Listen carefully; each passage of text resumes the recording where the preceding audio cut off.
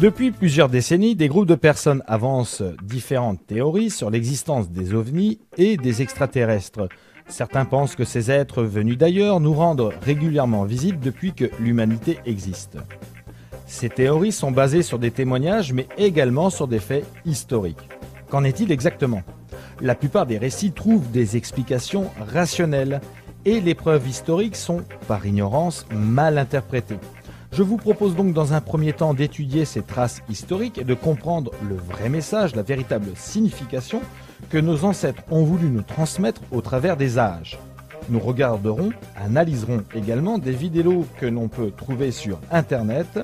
Et pour conclure, nous essaierons de comprendre, de voir s'il est possible que des êtres intelligents existent ailleurs.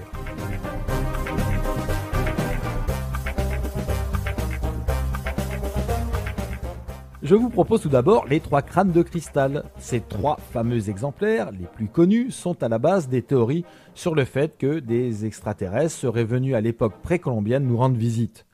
La théorie étant basée sur le fait que ces crânes aussi parfaitement fabriqués ne pouvaient pas l'être par la main de l'homme.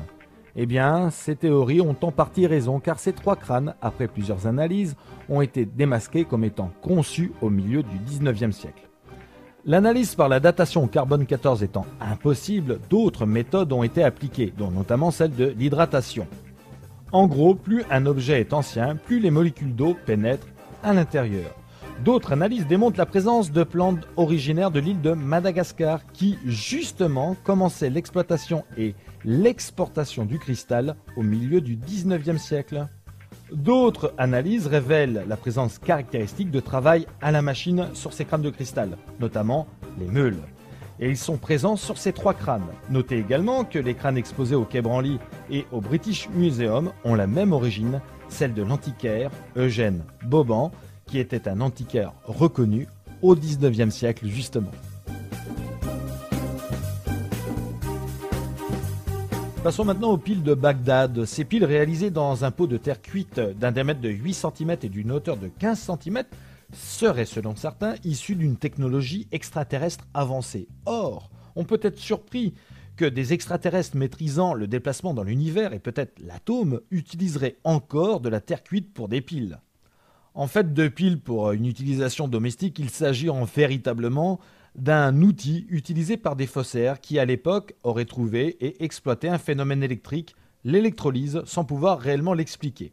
Alors, dans quel but des faussaires auraient utilisé ces piles ? Eh bien, tout simplement dans un but de fabriquer des faux objets en or. En fait, ils sont en argent, plaqués or, comme les dernières fouilles le montrent. On a découvert donc des bijoux fabriqués de cette manière.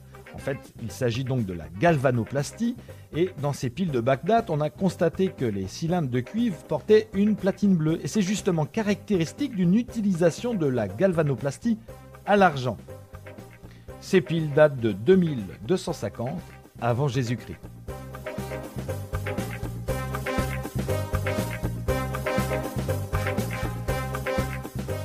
Chez les Mayas également, nous retrouvons, comme les crânes de cristal, de grandes sources d'inspiration moderne pour les théories sur l'existence de martiens qui viendraient nous voir de temps en temps.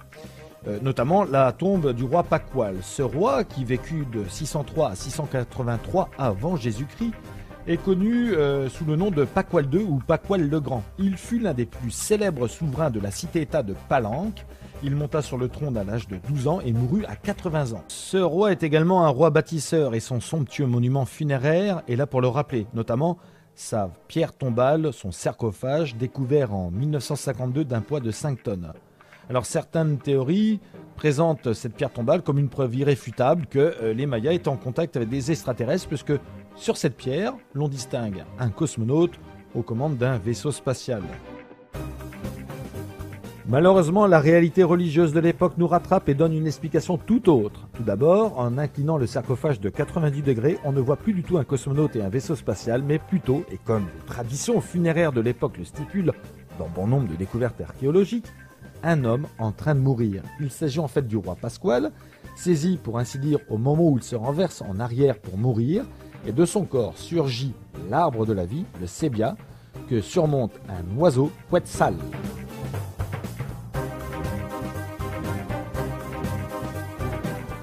Là encore, nous avons en face de nous des personnes qui émettent des théories et qui malheureusement se trompent de toute bonne foi par méconnaissance d'une réalité historique et religieuse replacée à l'époque des faits. Alors justement, pour expliquer ces erreurs qui sont assez faciles de faire si on ne connaît pas l'histoire de l'art ou l'histoire de la religion, nous pouvons analyser certains tableaux qui, par ces théoriciens, ont été avancés comme des preuves irréfutables d'existence extraterrestre venant régulièrement nous rendre visite. Nous allons commencer par ce premier tableau. Alors, il s'agit du tableau exposé à l'Académie de Florence, c'est la scène dit Vitica Eremitica ou Tre Baide de Paolo Uccello. Ici est représentées différentes scènes de la vie monacale. En bas à gauche, la Vierge apparaît à Saint-Bernard. Au-dessus, un groupe de moines se flagelle devant le crucifix. Au centre, une grotte dans laquelle Saint Jérôme prie devant la croix. Alors, tandis qu'en bas, Saint François agenouillé reçoit les stigmates. Alors, selon certaines hypothèses sur les ovnis, cet objet rouge dans la grotte au centre à droite de la croix serait un disque volant dans le cadre détaché de la colline grâce à un effet de perspective et représenter un objet discoïdal suspendu dans l'air, surmonté d'une coupole centrale de couleur rouge. L'objet ressort par rapport au fond sombre. Le mouvement dynamique de l'objet volant est accompagné par l'artiste de petits traits, eux aussi de couleur rouge vif, qui rendent l'effet d'un virage brusque. Alors en fait d'ovni rouge, il s'agit plutôt d'une calotte de cardinal et l'on voit très bien les cordons avec les nœuds. En effet, le personnage agenouillé est Saint Jérôme qui, on raconte, est devenu un ermite après avoir renoncé à la charge ecclésiastique. Et on représente souvent Saint Jérôme avec cette mitre à terre, symbole de son abandon de la robe ecclésiastique. Alors, les auteurs de certains sites sur les ovnis prennent par exemple ce tableau aussi comme preuve irréfutable. Alors, on voit que cette reproduction n'est pas très bien faite, elle est floue, elle est horrible. Et ils disent que en fait, c'est étonnant de voir un rayon qui descend lorsqu'il y a une annonciation et que ce rayon qui descend et qui va toucher la Vierge, il s'agit en fait d'un rayon projeté d'un objet volant non identifié de forme discoïdale qui se trouve dans les nuages. Et toutes les reproductions sur ces sites sont des reproductions assez horribles et assez mal faites. Il suffit simplement de se fournir une bonne reproduction pour s'apercevoir de ceci. Et il s'agit donc d'une représentation très commune de la divinité, visible dans une multitude d'œuvres sacrées, par exemple cette Annonciation de Luca Signorelli. Autre exemple cité sur bon nombre de sites d'ufologistes, cette crucifixion peinte dans le monastère de Visoki Dekani au Kosovo. Les ovnis seraient ces deux objets étranges de part et d'autre de la croix. En fait de vaisseaux avec des pilotes, les peintures reproduisent fidèlement les modèles iconographiques du Moyen-Âge représentant les esprits de la lune et du soleil, témoins de la crucifixion du Christ, comme le montre également cette fresque et tant d'autres peintures.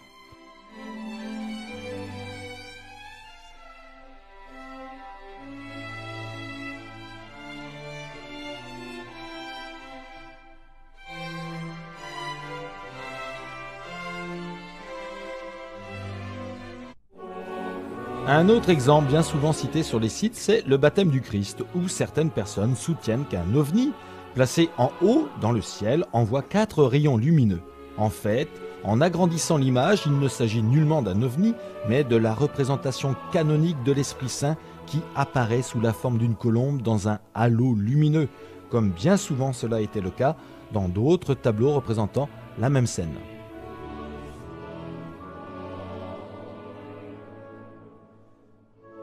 Pour terminer, je vous propose ce tableau attribué à Sebastiano Mainardi, exposé à Florence. C'est cette peinture qui a fait couler le plus d'encre chez les ufologues, croyant voir clairement un ovni au fond de la scène observé par un personnage et également à gauche du tableau, ces petites lumières. En fait, il s'agit pour ces lumières de la représentation de l'étoile de la Nativité accompagnée par des flamèches, un détail similaire à ce tableau sur celui de la Madonna du livre de 1480 faite par Botticelli y est clairement reproduit. Il ne s'agit donc pas d'un ovni. Bon, retournons au détail précédent, celui interprété comme étant d'origine ufologique. Malheureusement, dans beaucoup d'autres nativités du XVe et XIVe siècle, nous retrouvons des scènes similaires. Il s'agit en fait de l'annonce au berger qui est lui-même narré dans l'évangile de Luc.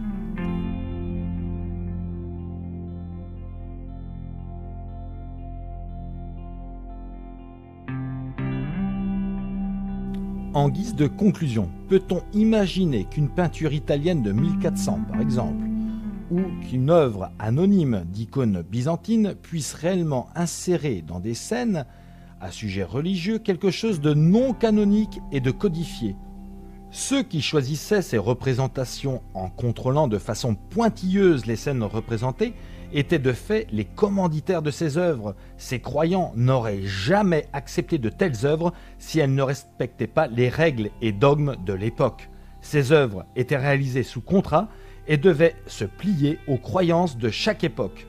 Il en va de même pour les religions égyptiennes, incas ou mayas. D'ailleurs, sur ces représentations à l'écran, longtemps on a cru que c'était peut-être des martiens et en fait, il s'agit tout simplement d'une représentation d'une amphore. En ce qui concerne les traces vidéo, les preuves vidéo, eh bien ici je vous propose d'observer ce témoignage vidéo qui se révèle être un faux. Effectivement, observez bien le déplacement de la caméra, du paysage et de l'OVNI. Lorsque vous filmez un paysage avec une caméra et que vous bougez, vous appliquez le mouvement de votre caméra au paysage.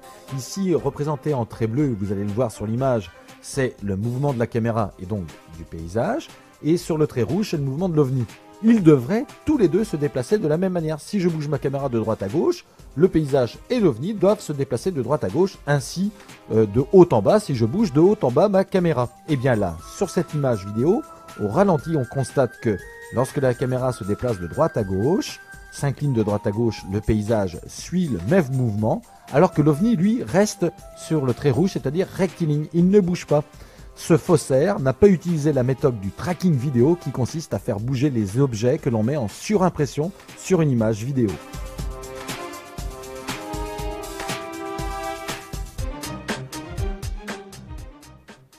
Nous avons ici un autre témoignage vidéo extrêmement bien fait. La caméra bouge dans tous les sens, les gens s'affolent dans l'hélicoptère et l'on va voir un ovni surgir derrière les deux tours de New York. Regardez bien, oh là là, il est derrière et tout d'un coup, il monte dans le ciel, bang! Alors on pourrait vraiment croire à cette vidéo tellement elle est bien tournée, on a l'impression que c'est fait sur le vif. Malheureusement, cet ovni qui normalement doit toujours être derrière les deux tours, puisqu'il est présenté ainsi derrière les deux tours, si nous passons au ralenti les images, nous nous apercevons que l'ovni passe à un moment donné devant l'une des deux tours. Il s'agit donc d'un mauvais montage vidéo, le tracking a été mal fait. C'est une méthode qui est aussi utilisée ici, puisque regardez bien, le mouvement de la caméra est bien fait, le paysage bouge, quand le paysage bouge, les ovnis bougent en même temps, on a un très bon tracking. Malheureusement, la personne qui a fait ce montage vidéo a oublié d'investir dans une banque de données de bibliothèque 3D. Regardez bien le sommet des arbres ici à l'arrivée des ovnis, les deux feuilles de palmier, les feuilles de palmier se reproduisent sur l'autre palmier. Voyez ? Et on pourrait même pousser la chose plus loin parce que là ça pourrait être un hasard fabuleux, mais de l'autre côté de la scène, lorsque les ovnis s'envolent vers l'horizon, nous avons encore ces feuilles de palmier qui se reproduisent sur chacun des palmiers qui sont ici présents à l'image. On pourrait même en décalquer une partie et la déplacer pour la mettre sur l'autre palmier. Et on s'aperçoit que c'est exactement les mêmes feuilles de palmier. Donc ce montage a été bien fait, mais il aurait dû investir dans un logiciel avec une banque d'images un peu plus fournie. Ici, c'est peut-être 3D Studio Max.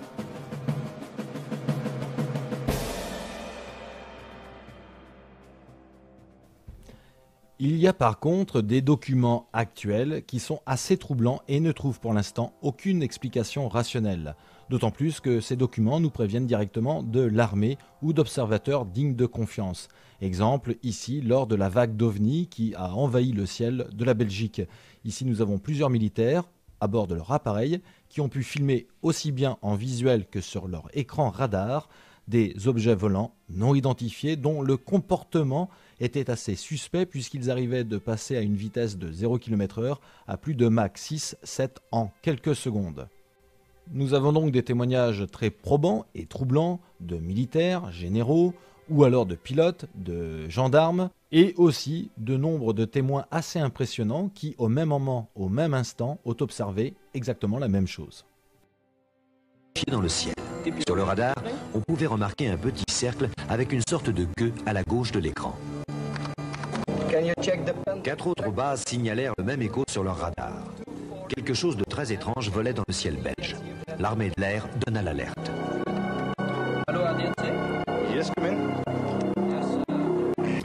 On a mesuré des taux d'accélération absolument incroyables. Et on ne peut pas les imputer à des engins conventionnels, c'est clair. D'autres films ou extraits vidéo ont été aussi déclassifiés par l'armée, comme ici, cet exemple où un MiG a pu observer la présence d'un ovni volant pratiquement côte à côte avec son appareil. Voici maintenant les deux éléments qui semblent se confondre. Voici le même plan au ralenti. Ces caractéristiques de vol sont loin d'être typiques des caractéristiques de vol des appareils de l'OTAN ou de tout autre appareil ordinaire. Le MiG... La question à se poser n'est pas de savoir si la vie existe ailleurs, car il est peut-être probable qu'elle existe ailleurs. Pourquoi ? Regardez, même si on prend une chance sur 1 million qu'un soleil puisse héberger une planète ayant les caractéristiques de notre planète, si vous regardez, si vous comptez le nombre d'étoiles qu'a notre galaxie, regardez par exemple la Voie lactée, qui est le centre de notre galaxie, eh bien on a 354 milliards d'étoiles environ. Notre galaxie donc a des fortes possibilités d'héberger la vie. Mais elle est énorme, cette galaxie. Les distances sont excessivement grandes. Proxima du Centaure, qui est l'étoile la plus proche de notre propre étoile dans notre galaxie, à la vitesse de 300 000 km/s, c'est-à-dire la vitesse lumière, il faut déjà 4,3 années. Et pour avoir ces vitesses, c'est pas demain la veille que notre civilisation pourra les atteindre. Pourquoi ? Parce que déjà, on a du mal à envoyer quelqu'un sur la Lune, parce qu'il faut une vitesse de 11,3 km/s pour s'arracher de l'attraction terrestre, ou alors de 16 km/s, c'est la vitesse nécessaire pour voyager dans le système solaire. Et le rapport est de 625, soit une fusée de 625 tonnes pour une charge en orbite de 1 tonne. Si nous voulions aller visiter Pluton en 2 ans, il faudrait une vitesse de 100 km/s et un rapport de masse donc de 3 10 puissance 17, ce qui signifie que pour une sonde de 3 grammes, il faudrait une fusée dont la masse serait de 100 milliards de tonnes. Et il faudrait 4,7 millions d'années pour atteindre notre étoile la plus proche, notre voisine Proxima du Centaure. Alors il faut bien comprendre que les distances dans notre propre galaxie entre chaque soleil sont énormes. Le vide sidéral est incroyablement grand. Il faut comprendre aussi que chaque galaxie, et il y en a quelques milliards dans notre univers, s'éloignent hélas les unes par rapport aux autres à une vitesse de 1000 km/s. Donc si une civilisation extraterrestre a réussi ou réussira un jour à franchir ces distances, elle aura aussi réussi à avoir un niveau de moralité énorme, car elle aurait su se préserver de sa propre destruction technologique. Cette moralité donc leur interdirait de rentrer en contact avec notre civilisation pour éviter justement un choc des civilisations. Donc la vraie question, ce n'est pas pourra-t-on un jour franchir les distances qui nous séparent des autres planètes ou des autres galaxies. La question n'est pas y a-t-il de la vie ailleurs. La question est celle-ci: aurons-nous la sagesse de préserver notre planète, petit radeau de survie dans l'immensité du vide, pour un jour peut-être arriver à une technologie nous permettant enfin de voyager entre les galaxies et de rencontrer sur un même pied de moralité d'autres vies extraterrestres.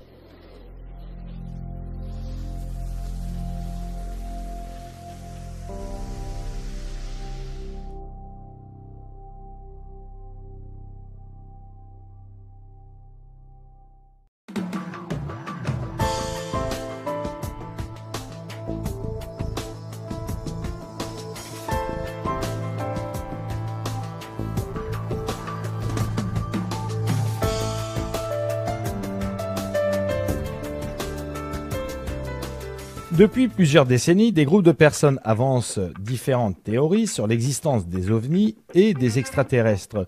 Certains pensent que ces êtres venus d'ailleurs nous rendent régulièrement visite depuis que l'humanité existe. Ces théories sont basées sur des témoignages, mais également sur des faits historiques. Qu'en est-il exactement ? La plupart des récits trouvent des explications rationnelles, et les preuves historiques sont, par ignorance, mal interprétées.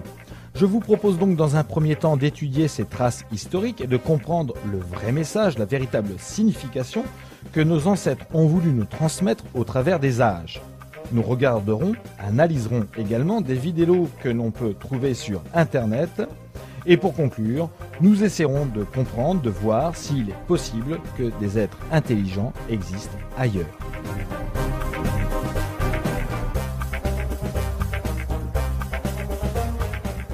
Je vous propose tout d'abord les 3 crânes de cristal. Ces 3 fameux exemplaires, les plus connus, sont à la base des théories sur le fait que des extraterrestres seraient venus à l'époque précolombienne nous rendre visite. La théorie étant basée sur le fait que ces crânes aussi parfaitement fabriqués ne pouvaient pas l'être par la main de l'homme. Eh bien, ces théories ont en partie raison car ces 3 crânes, après plusieurs analyses, ont été démasqués comme étant conçus au milieu du 19e siècle. L'analyse par la datation au carbone 14 étant impossible, d'autres méthodes ont été appliquées, dont notamment celle de l'hydratation. En gros, plus un objet est ancien, plus les molécules d'eau pénètrent à l'intérieur. D'autres analyses démontrent la présence de plantes originaires de l'île de Madagascar qui, justement, commençaient l'exploitation et l'exportation du cristal au milieu du 19e siècle. D'autres analyses révèlent la présence caractéristique de travail à la machine sur ces crânes de cristal, notamment les meules. Et ils sont présents sur ces 3 crânes. Notez également que les crânes exposés au Quai Branly et au British Museum ont la même origine, celle de l'antiquaire Eugène Boban, qui était un antiquaire reconnu au 19e siècle justement. Passons maintenant aux piles de Bagdad. Ces piles réalisées dans un pot de terre cuite d'un diamètre de 8 cm et d'une hauteur de 15 cm seraient, selon certains, issues d'une technologie extraterrestre avancée. Or, on peut être surpris que des extraterrestres maîtrisant le déplacement dans l'univers et peut-être l'atome utiliseraient encore de la terre cuite pour des piles. En fait, de piles pour une utilisation domestique, il s'agit véritablement d'un outil utilisé par des faussaires qui, à l'époque, auraient trouvé et exploité un phénomène électrique, l'électrolyse, sans pouvoir réellement l'expliquer. Alors, dans quel but des faussaires auraient utilisé ces piles ? Eh bien, tout simplement dans un but de fabriquer des faux objets en or. En fait, ils sont en argent, plaqués or, comme les dernières fouilles le montrent. On a découvert donc des bijoux fabriqués de cette manière. En fait, il s'agit donc de la galvanoplastie, et dans ces piles de Bagdad, on a constaté que les cylindres de cuivre portaient une platine bleue, et c'est justement caractéristique d'une utilisation de la galvanoplastie à l'argent. Ces piles datent de 2250 avant Jésus-Christ.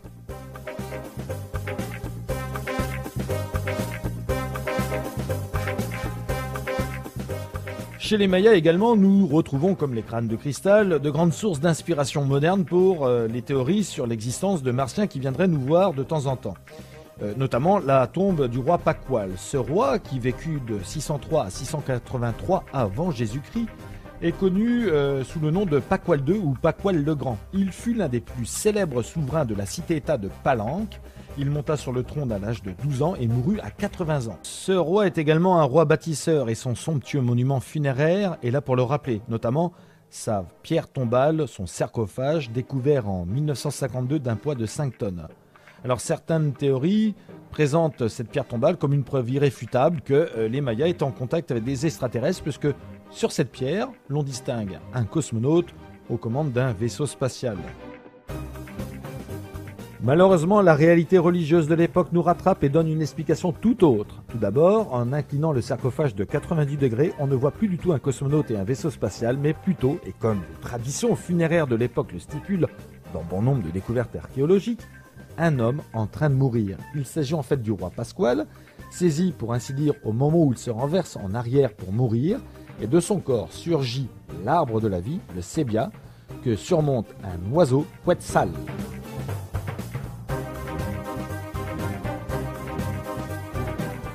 Là encore, nous avons en face de nous des personnes qui émettent des théories et qui malheureusement se trompent de toute bonne foi par méconnaissance d'une réalité historique et religieuse replacée à l'époque des faits. Alors justement, pour expliquer ces erreurs qui sont assez faciles de faire si on ne connaît pas l'histoire de l'art ou l'histoire de la religion, nous pouvons analyser certains tableaux qui, par ces théoriciens, ont été avancés comme des preuves irréfutables d'existence extraterrestre